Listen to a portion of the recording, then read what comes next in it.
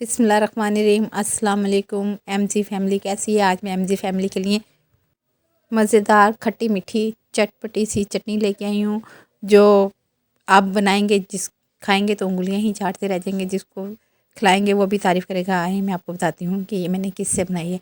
जी हाँ, बिल्कुल सूखी खुबानियाँ जो बिल्कुल खुश्क हुई हुई होती हैं, ड्राई फ्रूट में जिसका कहा जाता है, और इसको चुनाची भी बोलते हैं। मैंने इसे अच्छी तरह से धो लिया क्योंकि इसके ऊपर मिट्टी भी लगी होती है।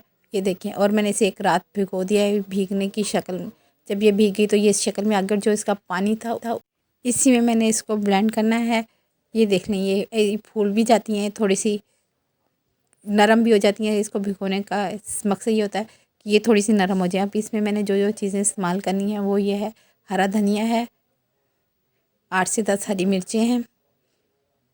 ये ब्लेंडर में मैंने इसे डाल दिए उसी पानी में जो मैंने इस पानी में मैंने भिगोया था।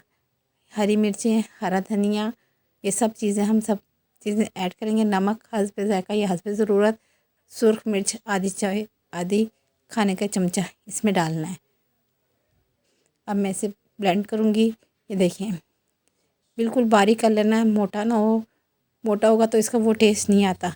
आगे ये देखिए, ये इस तरह से तैयार हो गई है खट्टी मीठी चटपटी सी चटनी। पकौड़ों के साथ खाएं, मिर्चों के साथ खाएं, फ़िश के साथ खाएं। अगर आपको मेरी ये रेसिपी पसंद आई है तो लाइक करें, शेयर करें, दुआओं में याद रखें। एमजी चैनल से इजाज़त चाहती हूँ। अल्लाह हाफ़िज़।